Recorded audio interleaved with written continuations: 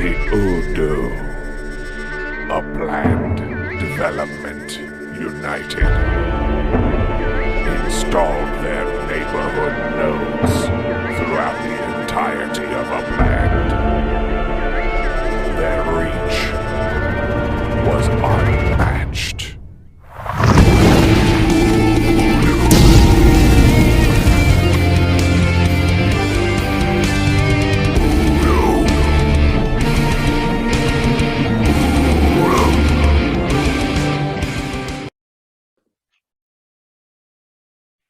Hello and welcome to UDU Team Meeting number 24. Today is, Tuesday the 21st of September.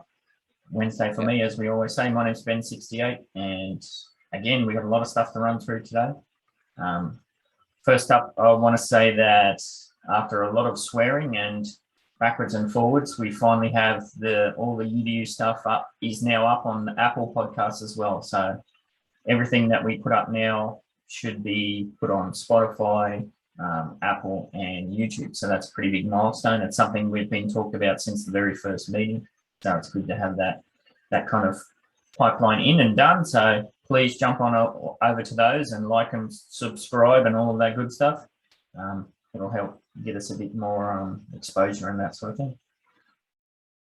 Jumping straight into the tier 1 floors, I had a look just before, because I went to bed early last night, so I didn't do it last night.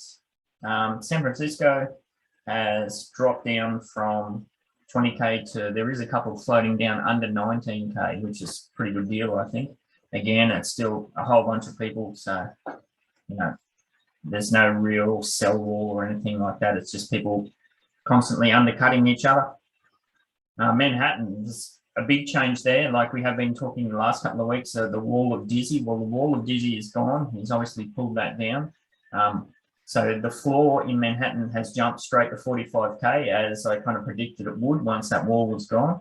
But there's only 4 at 45k, and then it jumps pretty much after that. It jumps almost to 49, 50k. But what is really weird is that the floor is still Harlem.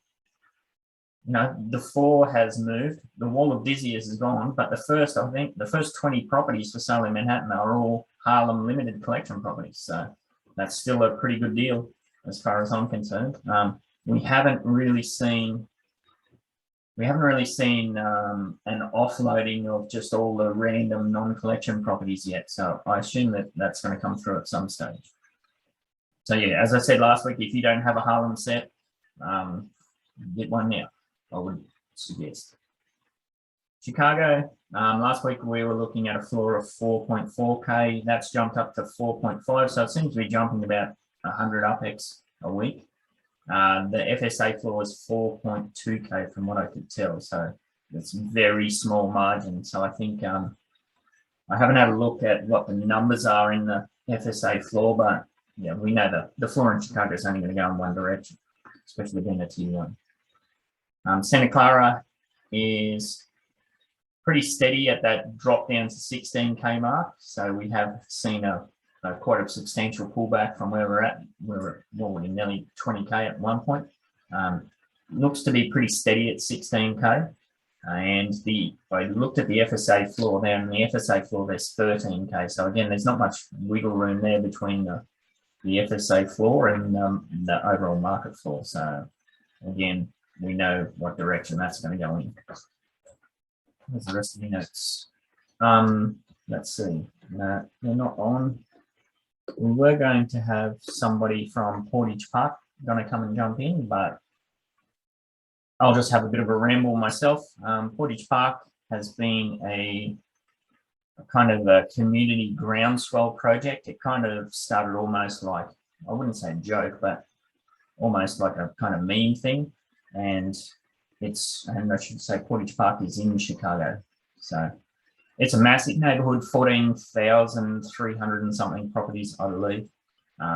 As I said, it started as a community groundswell, and it's kind of merged into like a full-on managed neighborhood development node project. So I'm on board there. I think it's a great idea. The team, from what I can tell, the core team is really solid and they've got good plans on board. So if you have any property in Portage Park, make sure you jump over and find out how to get on board at their server.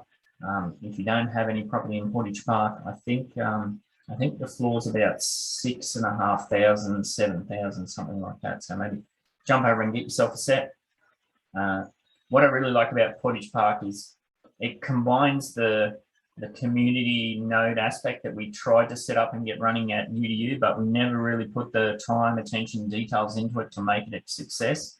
It combines both that and the neighborhood development node management system that the UDU kind of made famous, or whatever.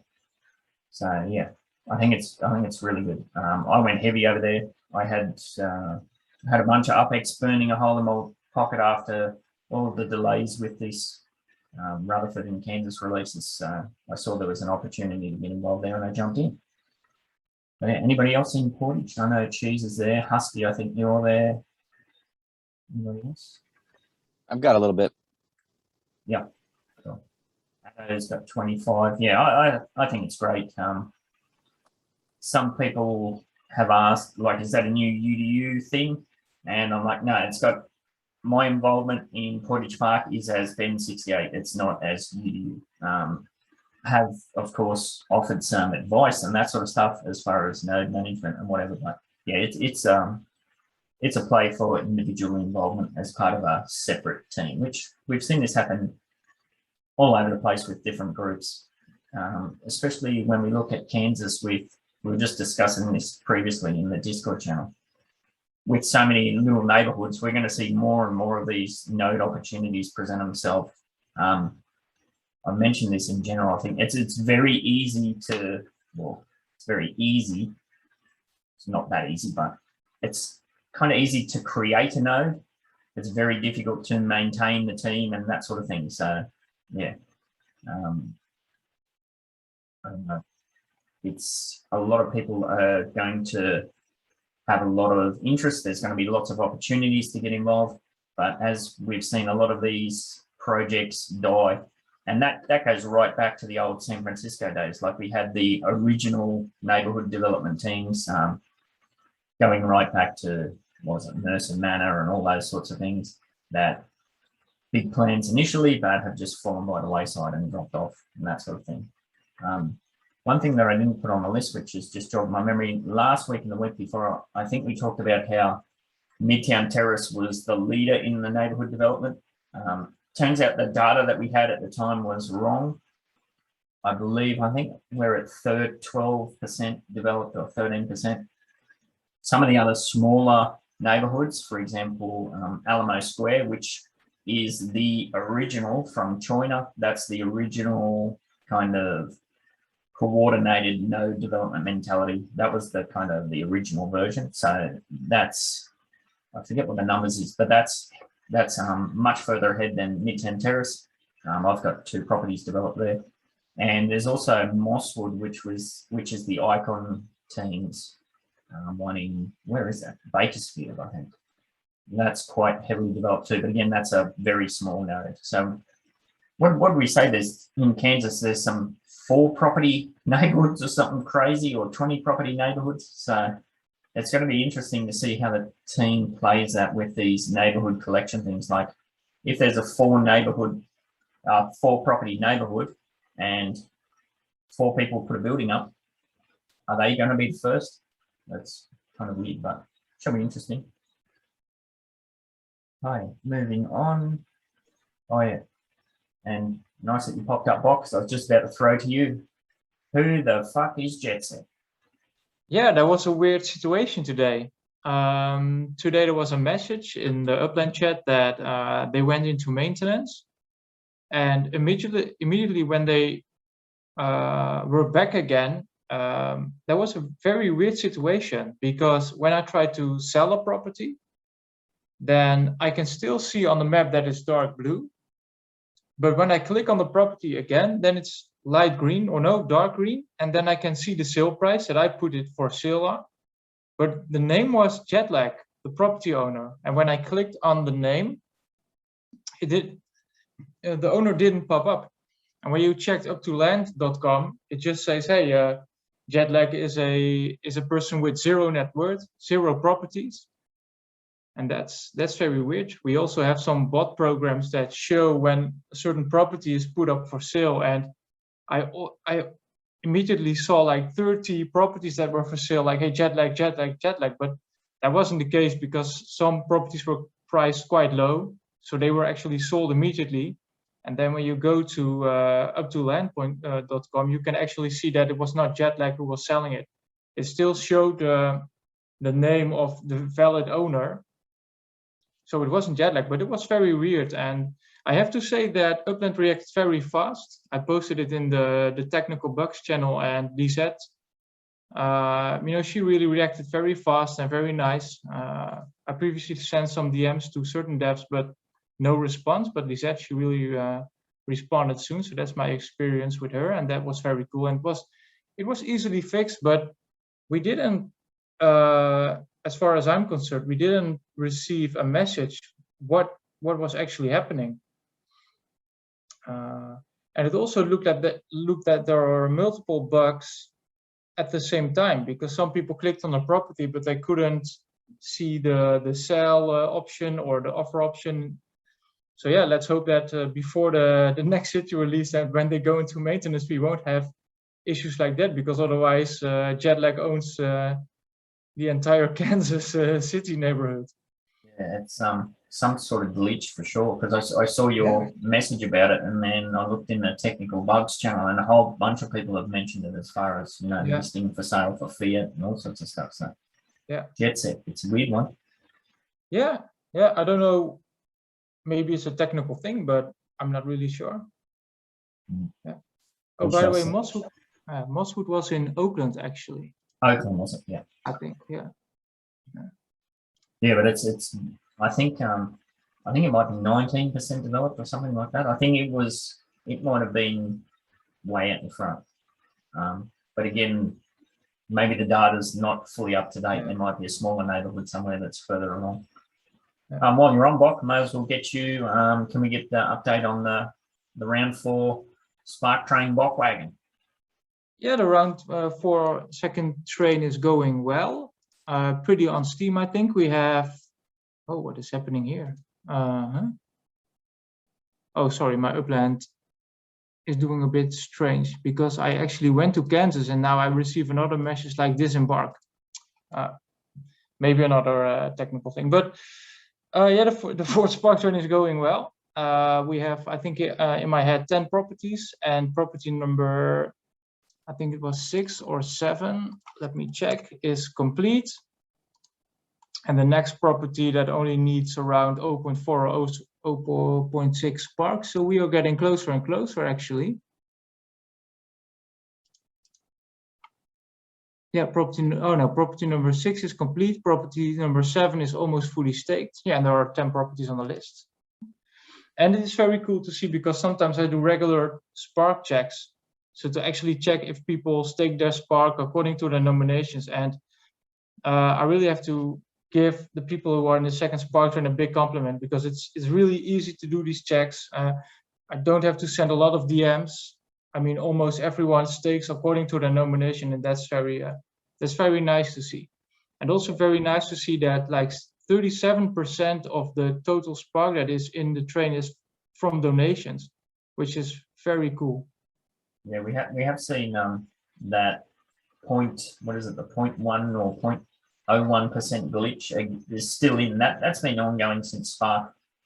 Well, it's even before Spark, when the Spud Wars were on. For some reason, if you remove your spark from a certain building, there's some kind of rounding off error. So it'll say you can put in 3.57, for example, but you go to put in 3.57, but it won't let you. So you have to put in 3.56. So you've got this 0.1 just sitting there doing nothing, which is a bit annoying to see that that's still happening, because that's been talked about, for several months.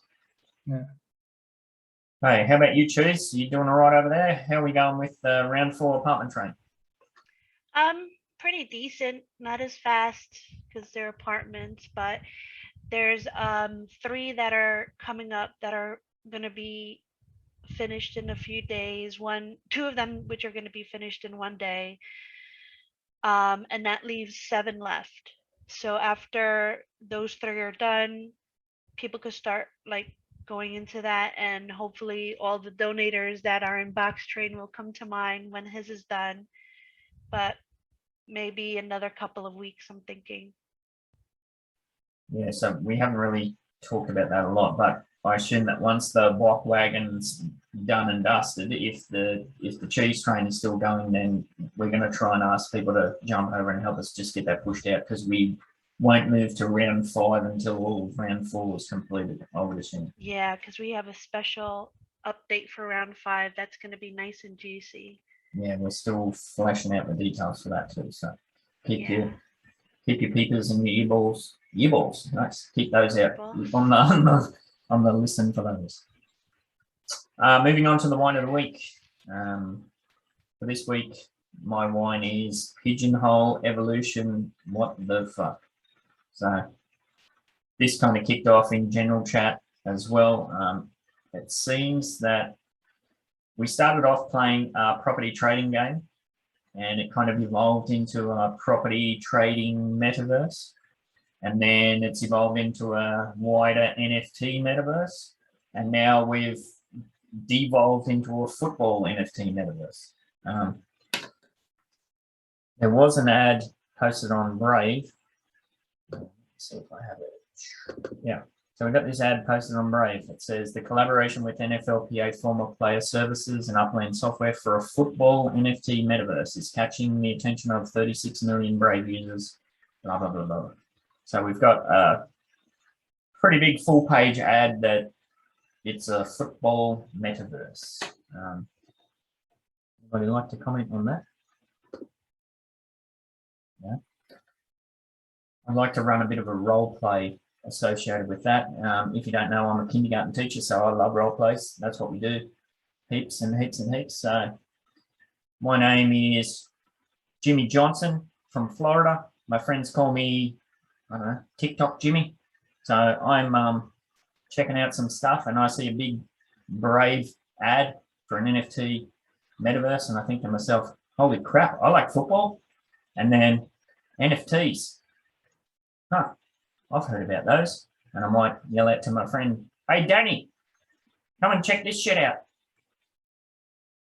Danny comes over and he goes, whoa, NFTs, I heard they're the new Bitcoin. Cool.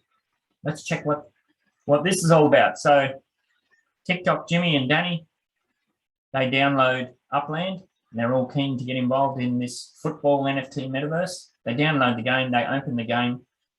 What are they seeing that has any relevance to football at all? Yeah, crickets. Absolutely not a goddamn thing. Nothing. Absolutely nothing. There's no visual representation. There's no data representation of football. There is absolutely nothing. This has been my ongoing concern for a long time, not just with Upland, but a whole bunch of NFT projects, which I had a bit of a whine on the episode 2 of the Wine of the Week show. All of these NFT projects, you know, promising all of this stuff, advertising all of this stuff, but they don't have the core foundations in place beforehand. It's madness to me, absolute madness. You're advertising to 36 million, as the thing said, 36 million people. You know, let's say 1% of those is football. They're keen on football. They've heard about NFTs. They want to get involved. They download the game. There's absolutely nothing there. They're going to just delete the game and move on. I don't know. It seems utterly crazy to me. Anybody have any feedback on that? Oh, Husky said, when will those packs be even sold? So yeah, we have seen that the NFLPA packs have been released, but that was a one-off, I believe. I think that was the 2000, I didn't look into it myself, the 2020 packs or something like that. So that happened, but again, that was not on the mobile app. That was all web-based, if I'm correct. You had to buy and purchase those on the web-based version of the app, not the actual mobile app. And Fish has just said he doesn't have those NFTs in his wallet yet. So yeah, if you're a football fan and you see that ad and you jump over, I'm not seeing anything that would get you to stay in the game. Nothing at all. So it seems a bit weird to me. Pigeonhole evolution. Are we a football NFT metaverse now? Is that what we're about? If we are, and even if Jimmy and Danny jumped over and then they did see those cards, NFLPA bootleg cards, I don't know, the whole system just seems really weird to me. I hope it's just a case of advertisers just doing what advertisers do and that sort of thing. It's what I thought the situation was going to be is, as part of this overall world metaverse kind of building thing, is that football would be one aspect, soccer will be one aspect. Who knows? It could be, I don't know, like we said, Ukrainian tiddlywinks might be another aspect. It should be able to encompass all of that. Angela's coming in and move on. Yeah, I will. So, yeah, I don't know. Anybody have any thoughts on that? I shall not continue. Yeah, I actually want to extend the whining part, but I try to keep it as short as possible. I have a business background, and I really like different business theories and ideas. And when we learn about business, you will have different strategies. And in my opinion, Upland is like stuck in the middle.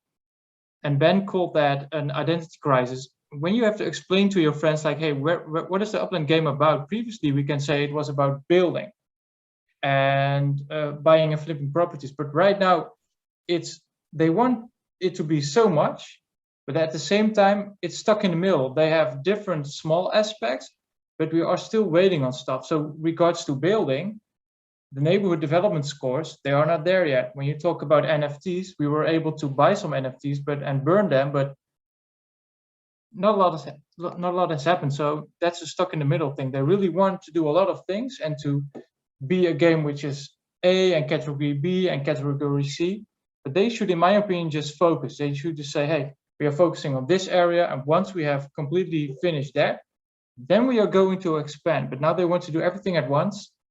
That's my opinion. And if you want to brand it, then you should pick one part and say, hey, this is the game, and then you expand. But that's my opinion. Devil's advocate. Love it. So we're still in beta, right? I have a feeling that, this is messy. It's not ideal. But at the same time, we're still in beta. They probably had a set time to get all of this stuff out, and their time management most likely sucks. But we're still in beta. Like, the new year's coming up, we have to see, hopefully by they're getting all these different places out so that they can go overseas and start like setting up shop there, and then hopefully they will have real soccer, real football there, because that's what's popular, that's what people like there. I'd get on board with that, but I mean, it's still an investment that we're all heavily in.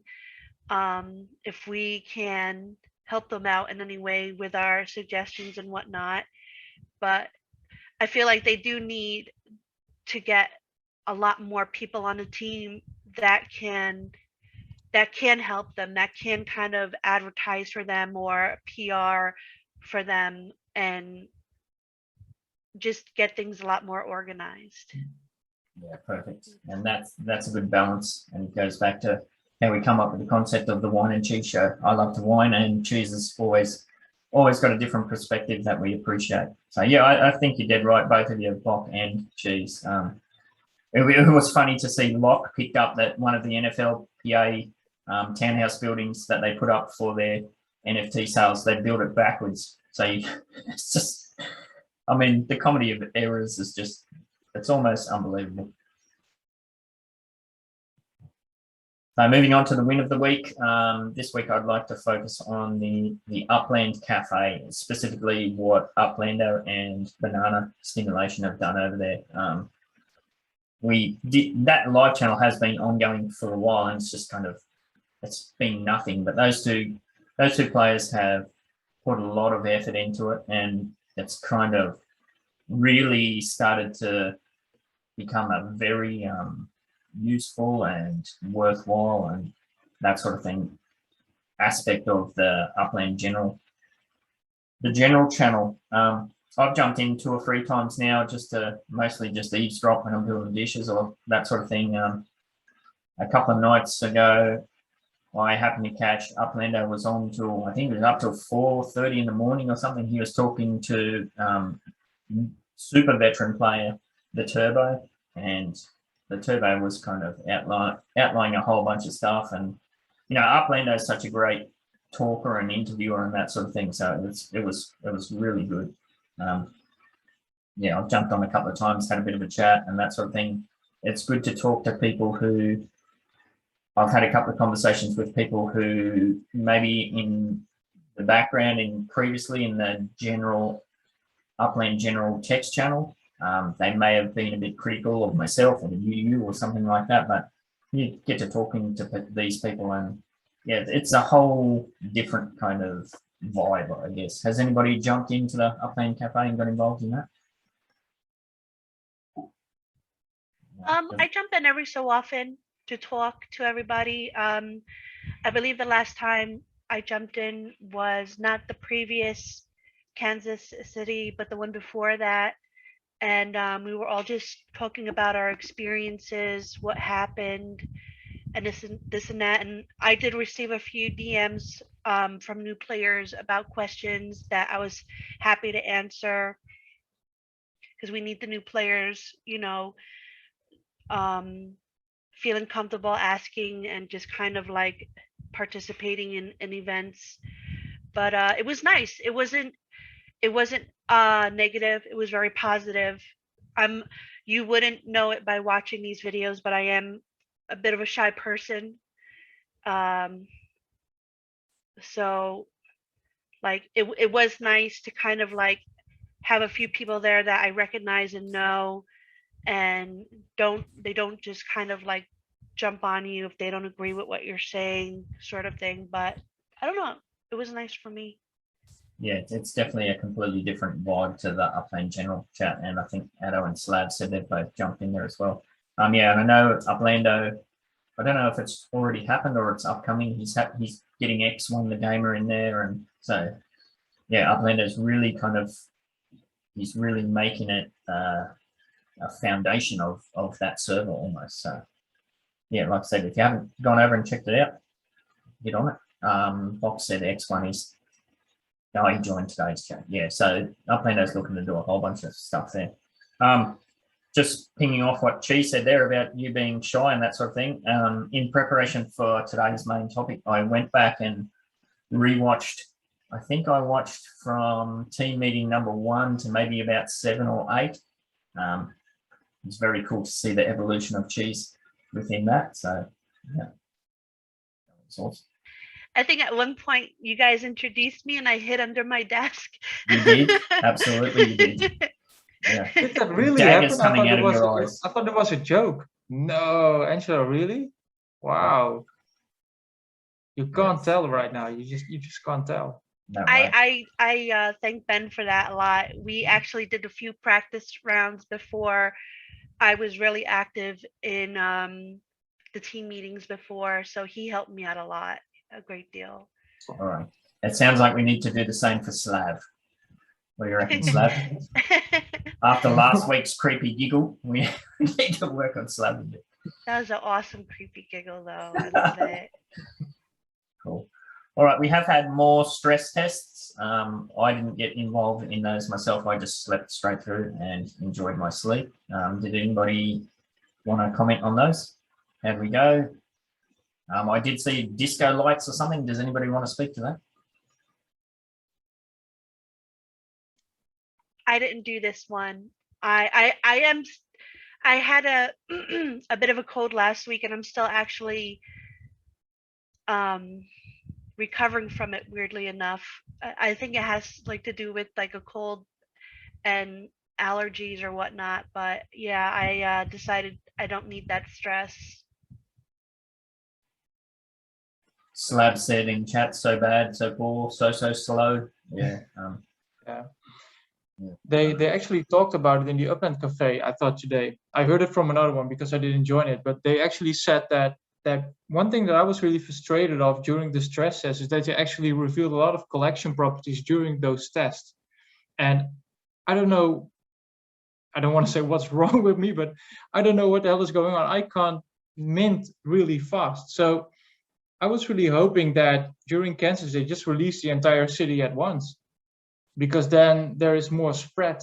But now there was this really big focus on the limited collection ones. They are still there, but I mean, now it's going to be also very hard to mint the rare ones. But Exxon also said, yeah, but we really need to do a good stress test, because if you just reveal a neighborhood part that doesn't have any collection, then it's not a real stress test. So it makes sense, but I wasn't actually able to mint just one property during the last release. Every time I sent my BE towards a light blue property, I thought it was light blue, and then it was the disco light thing. It's it does, and it doesn't make sense. Going back to the release of Chicago, when there was only that first neighborhood to open as part of the stress test, that was a non-collection. Well, we didn't know at the time if that was a collection, I suppose, but I don't think the Upland team has their finger on the pulse of the community enough. If they release a neighborhood in a new city, doesn't matter if it's a collection or not, people are going to jump all over it as to get a property for jumping off points for when the collections are revealed.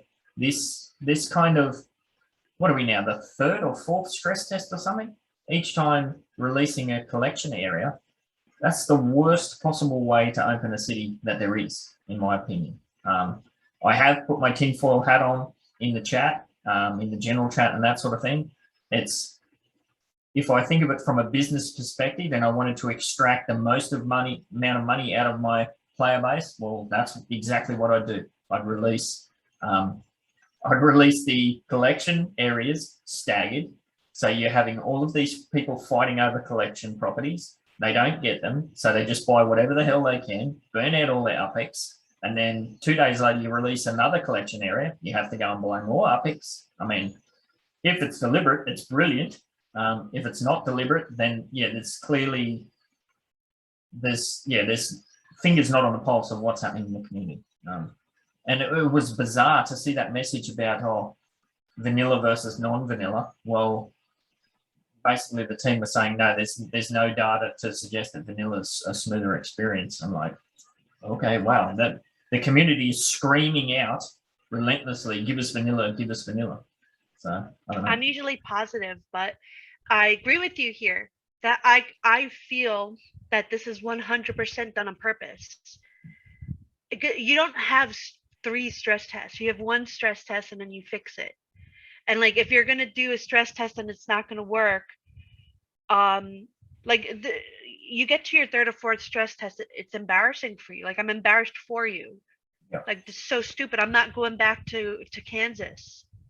Like, that's how bad it is. I'll stay in Chicago. I'll waste my money there. I'll see when stuff dies down with the next couple of releases, and I'll get secondary if it's really cheap, you know. But at this point, I'm not going to do it. I got a little bit lucky where I purchased a Troost for 200 and flipped it for 250.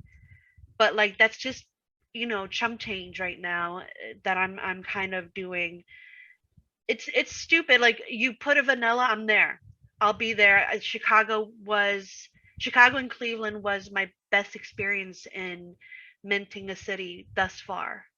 So that's my take on it. Yeah, we've got a few agreements there in chat. Yeah, I think that's true too. And I discussed this with Uplando in the Upland Cafe yesterday while I was doing the lunchtime dishes, I believe. Yeah, it's a trap for inexperienced players who haven't been around for a while. That whole FOMO thing, like if they release a collection area and you miss out, and I've done it myself, you know, everybody in the team's probably done it several times over, where you just buy something for the sake of buying it.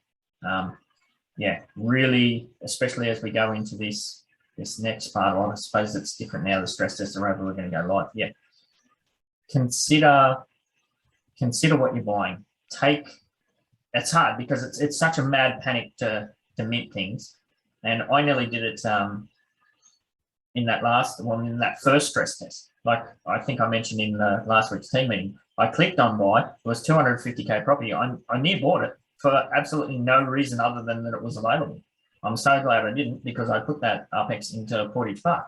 You know, it's a very easy trap to fall into. Now, if you're a player who's not well established, like my dividends are at the point now where I can afford to make a mistake like that. If I wait a couple of days, you know, the dividends have taken care of it. But if you're a newer player, making a purchase that you don't have a plan for could really set you back, because it's going to take Kansas a long time to fully sell out. So, you know, be really mindful of having a purpose to what you're buying, because if they go ahead with these 30 city releases, there are going to be more opportunities to buy collection properties. So, you know, it's a bit of a trap to be aware of and that sort of thing. But we shall see. Now, we're still debating individually and as a team. Are we going to Kansas? Are we going to Rutherford? Myself personally, I will be in Rutherford for the start, and then if there's a team member in the UDU that wants to make a node play, then I'll jump straight over to Kansas as soon as I can and try and help out there. Seems like most everybody else is heading to Kansas, or I think, geez, were you going to Rutherford as well? My plans were for Kansas, but I think I'm just gonna stay in Chicago. You're just sitting it out entirely. I'm gonna set out the whole thing. Yeah. Like I like, yeah. Yeah, it's so to me it just feels like they're having fun at our expense. Yeah, I'm going to Rutherford to get 3 properties for the generic collection, pretty much. If I can grab a couple of collection properties, great. If not, I'll grab my 3 and I'm out of there. Like I did in Kansas. I went and got my 3 and got straight back on the train to Chicago. Maybe I should do that then. Maybe I should just go there for, you know, shits and giggles, and if I get something, I get something. If I don't, I don't. Yeah, it's only what is it, 140 something Apex train ride from Chicago. It's not much, so you know, you're not going to miss out a bit there. Anybody else? I think Fish is definitely sounds like he's in Kansas. How about you, Husky? Where are you at? Just dropped up. Oh, he's saying he's going to be in Kansas. Yeah. EH, you got any plans? Who else is on? Slav. Husky said he's had some good success so far. EH is sticking to Kansas. Stubbs in Kansas. Yeah. How about you, Bok? You running the Kansas play? Yeah, I'm still trying. I was really frustrated. I did some frustration buys, so I just say this is a bad, how do they say that in English? Like a bad rehearsal, so it should result into a good ending thing. I don't know. I hope so. So yeah, we'll see what happens. As we've kind of been talking about in the UDU Discord, yeah, if somebody wants to make a node play, yeah, try and make it known as soon as you can, and we'll jump in to help out. I'm sure people would rather spend their Apex on something that's going to be used for a purpose rather than just randomly. So all good. Moving on to the main topic for what I wanted to discuss this week, was a big reflection on UDU. As I said, I did go back and watch a lot of those earlier team meetings. So I have several points that I'd like to go over. The first point being the formation and purpose of the UDU. You know, where did it all start? What's it all about? So there are documents about that list all the specifics about, you know, the formation, that sort of stuff. So I'm not going to go into any specifics, just speaking in generality sort of thing. So the UDU formed as a way to coordinate development and especially communication between, you know, a coordinated team, you know, working together, communicating together, and that sort of thing. That was the entire purpose. Now, we had other members subsequently join or get involved, and it's quite interesting to go back and listen to those, especially those first 3 team meetings, where it was kind of there was a big snowball kind of effect going. Like, we blasted big on the scene. We went public. I went public with the Midtown Terrace United kind of system before UDU was even a thing. It kind of snowballed on from there, where we had some new money big players get involved and some more established big players get involved, and it kind of became this snowball effect where there was lots and lots of people came on board within the team and that sort of stuff.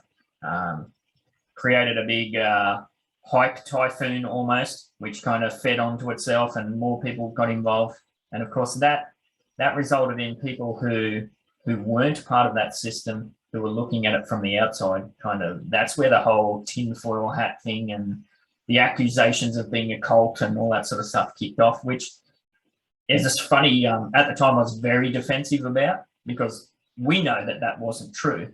But if you just go back and look at those early team meetings from an outsider perspective, yeah, you can fully see there's definitely that cultish vibe going on. A lot of chest beating and, you know, yahooing and whatnot. So it's kind of quite funny to go back and watch. But yeah, we did have rampant growth in those early stages, kind of fueled by that excited hype machine almost, basically.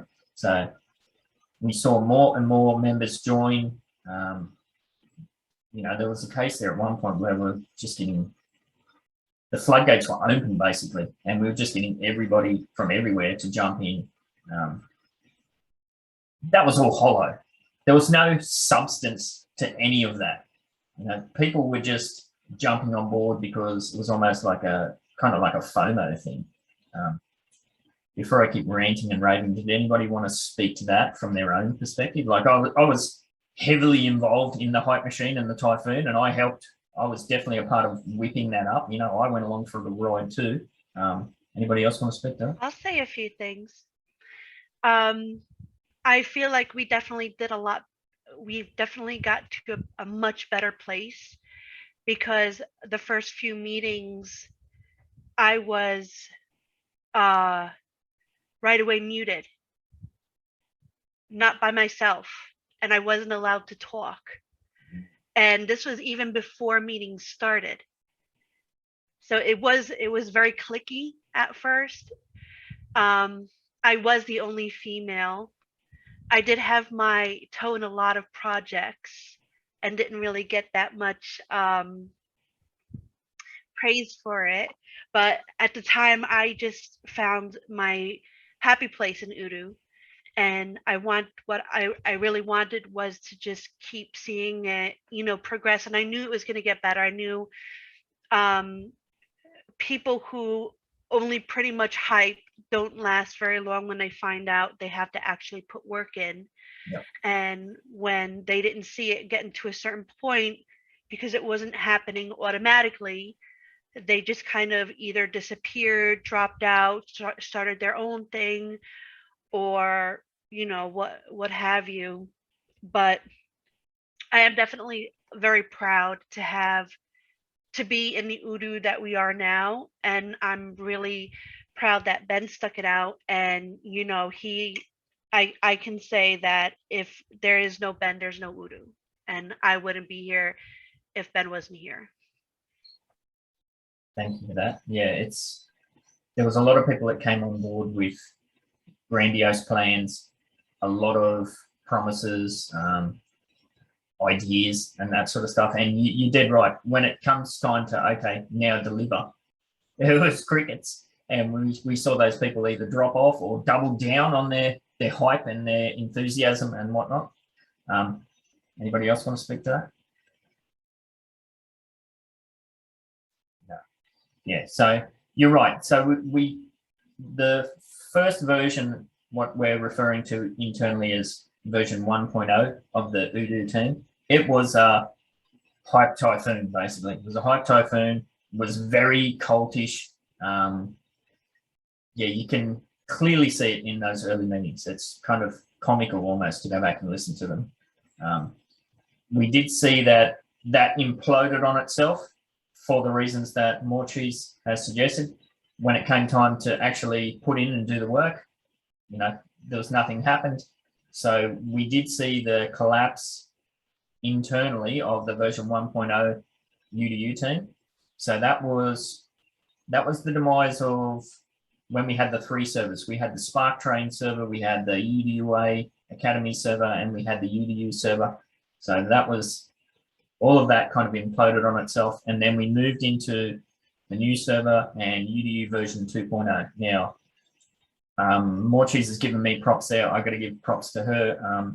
The amount of work that she put in, and I've said this several times, but the amount of work that she put in to get that new server up and running was phenomenal. And, you've said that if there's no me, there's no UDU. Well, if you hadn't have stepped up at that time, I don't know that we would be in the place where we are now. I don't think we would at all. So, I thank you personally for that again. Yeah. So we had the new server, and we were very careful about the people that we onboarded, the people that we didn't get on board, because we didn't want to repeat the mistakes of the past. So we've seen a pretty good evolution there.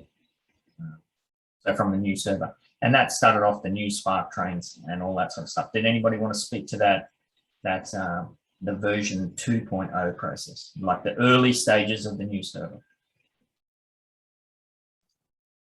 I think it really reduced the gap between, because then you really had UDUA, a separate server for UDUA, and a separate UDU server. And I mean, I can remember, I do not really know when I just began joining UDUA, but then at that time there was really like UDUA was looking at UDU like, whoa, it almost seems like a distant group.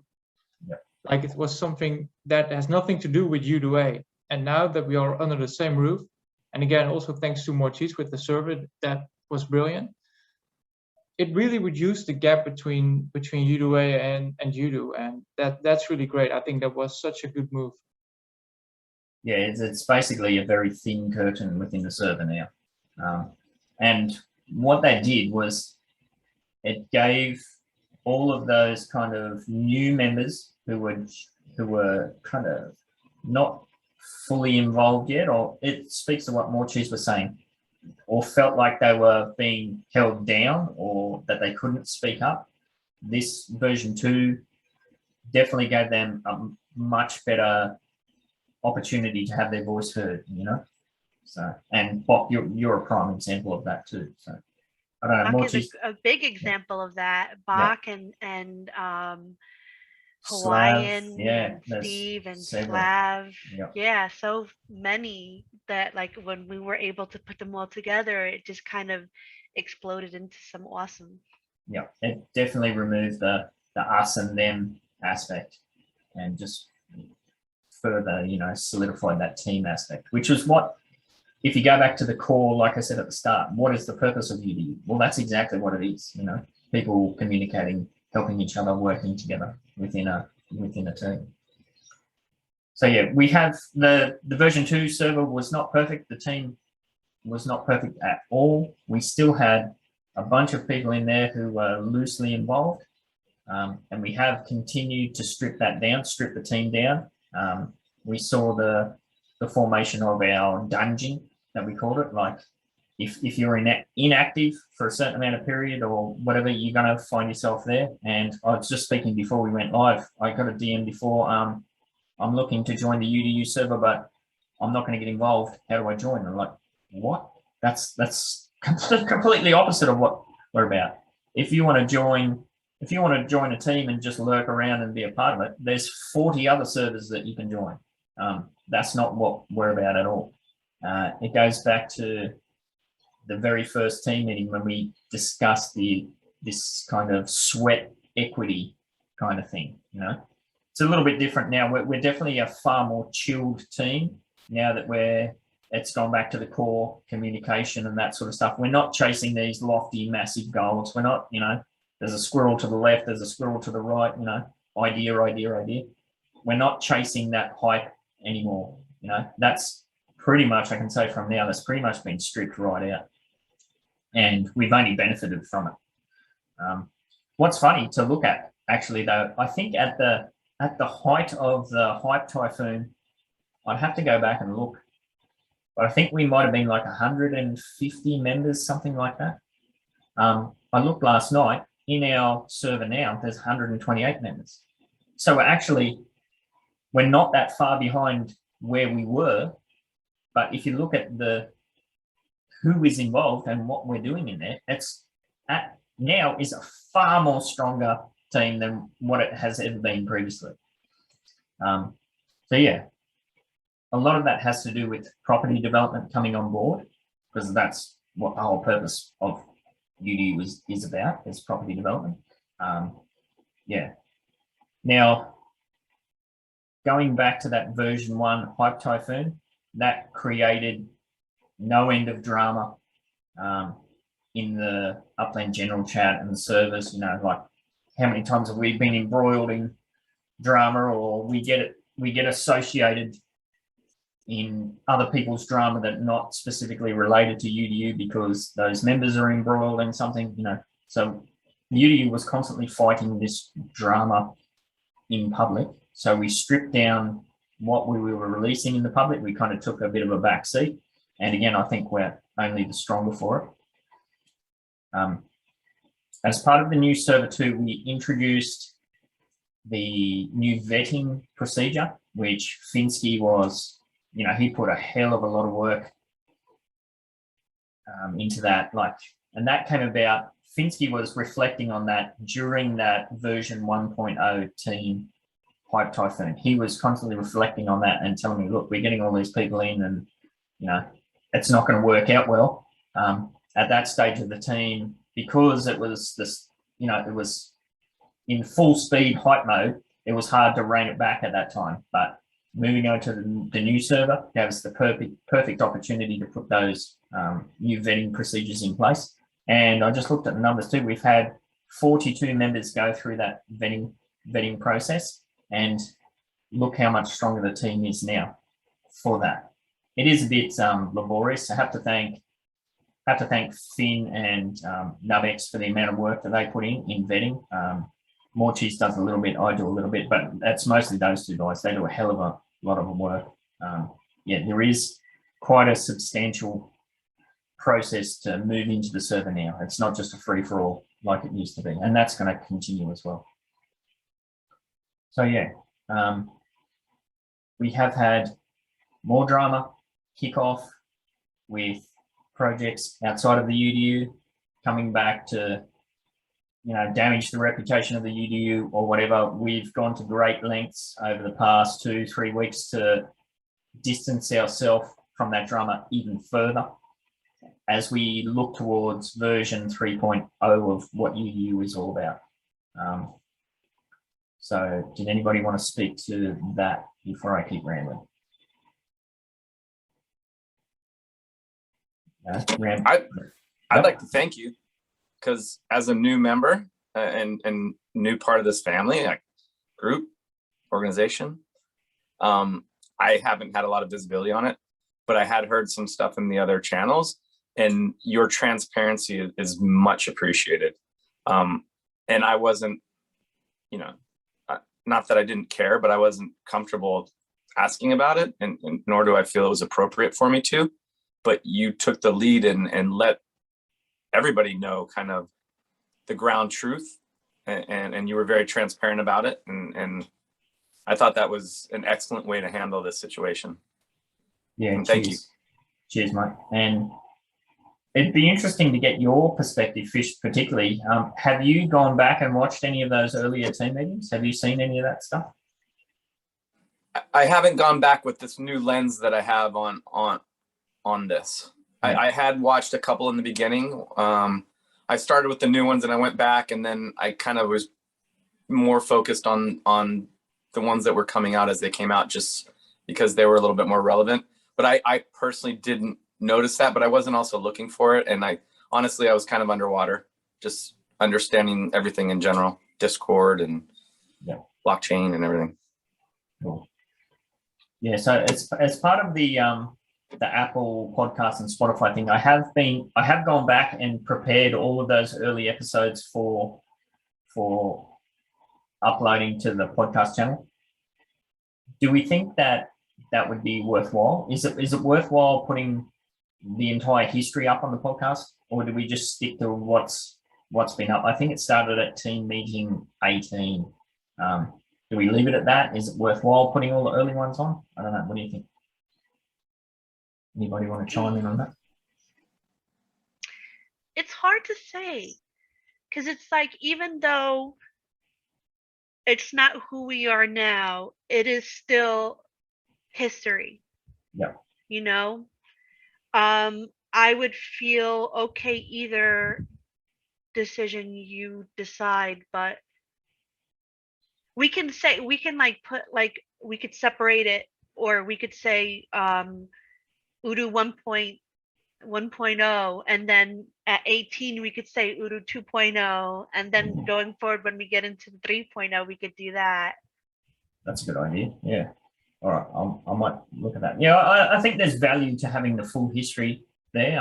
Like, we've not been shy to, as Fish mentioned with the transparency, that was part of our success and our downfall, was how transparent we were with everything. So yeah, that's definitely something that I think is worth considering at least. Good idea. I mean, there are some really nice members. Yeah, that's right. We've had several members who made awesome contributions early on, but have fallen by the wayside, sometimes by their own accord, sometimes, circumstances outside of anybody's control. I think back to members like Alan Kober and that sort of stuff who were heavily involved early on, who've kind of dropped off the scene. So yeah, I think there's some value there. So, all right, I'll look into it. It's pretty easy to do. I mean, I only got to press a couple of buttons, so it's not like that's a huge workload there. But yeah, I think definitely kind of separating them somehow would be beneficial. So yeah, refocusing and looking towards UDU version 3.0. Yeah, we were a much stripped down but far stronger team. Yeah, way better coordination, way better focus, and that sort of stuff. There will be big changes coming up. We will continue to evolve and get better.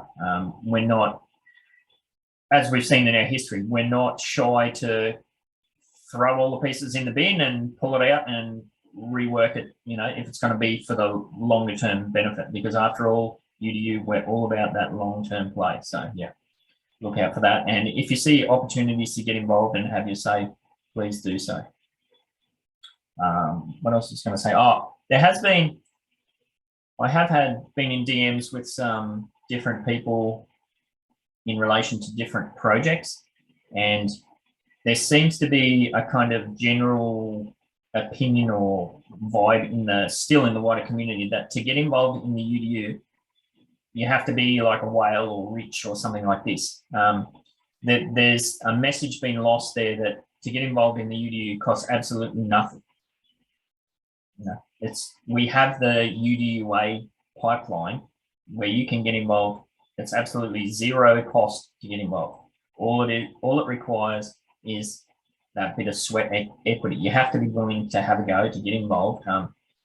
As we said before, there's no point coming into the team if you're just going to be a lurker. There's no point whatsoever, get involved. And in saying that, there are people within the UDU team that not necessarily fully involved in everything that we do visually, but I'm often in DMs with them, or they're in the team meeting. Like, I'm looking at a couple of names now that always pop up. They're heavily involved in the team, but maybe not in the kind of on camera sort of situation, I guess you'd say. Yeah.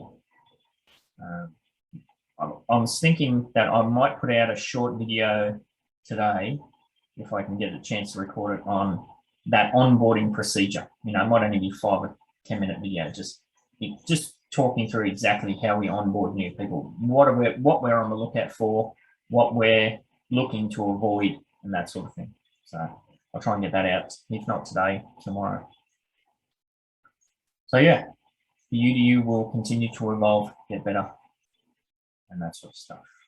Moving on to the Wine and Cheese Show, episode 2 was very fun to record and had good response.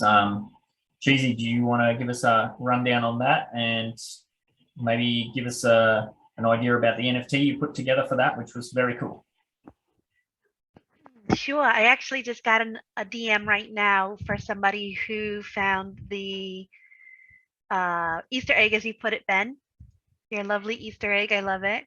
So I'm sending him an NFT. The NFT is amazing. It's very happiness producing. Cody was amazing. I love him. He was. I didn't think we would get as good interview as Lil, but you know, he met it right there, and it was so perfect. We're gonna be recording tonight an episode to release this Saturday. I'm not gonna I feel like, you know, I don't want to say who we're gonna be interviewing. We've been not announcing it, and I think it's been going well for us. People, you just have to like kind of tune in. But yeah. Do you want it? Is it possible for me to share the or do you want? Oops. Oh, the NFT. Yeah, I can bring that up. I can share screen. Let me do that. Box asking for a hint. The only hint I'll give you is that we've kind of been alternating between. We started off with Lil, who was all about the NFTs. Then we went to Cody, who was the kind of metaverse thing. The next one's kind of goes back to that NFT situation almost, but it's a good combination of both. Here it is. Okay, you got that up there?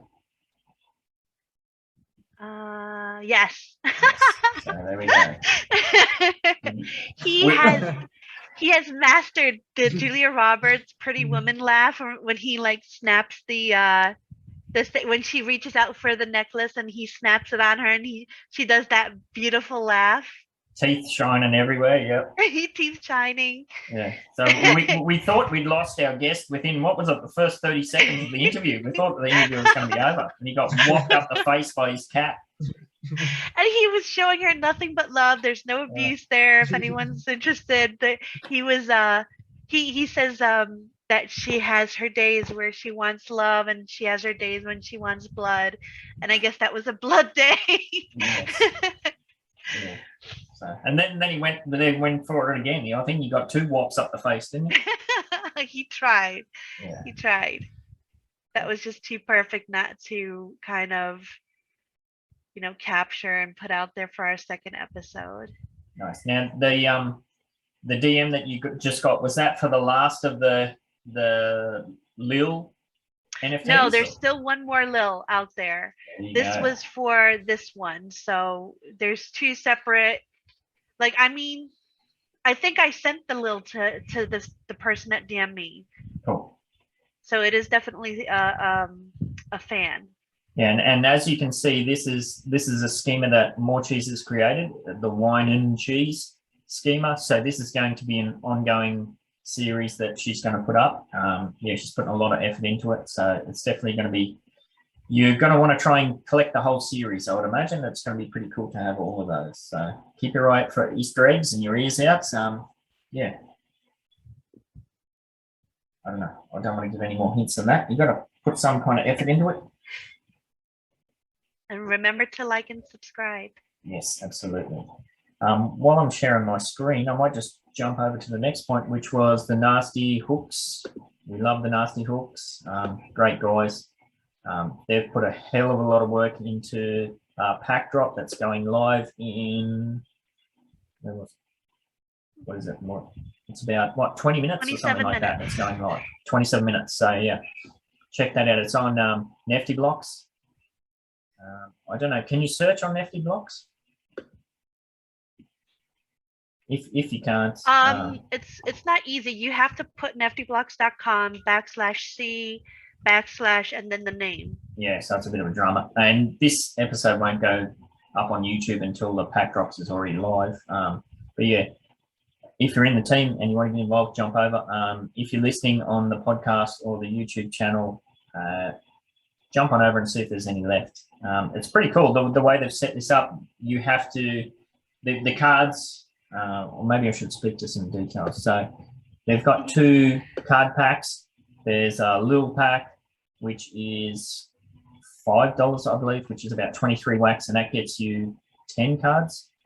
And there's the big bake pack, which is $10, 46 wax, and I believe that gets you 25 cards. Now, those cards are aspects of a song. So you might have the bass, you know, the guitars, the beat. There's another thing they call hype.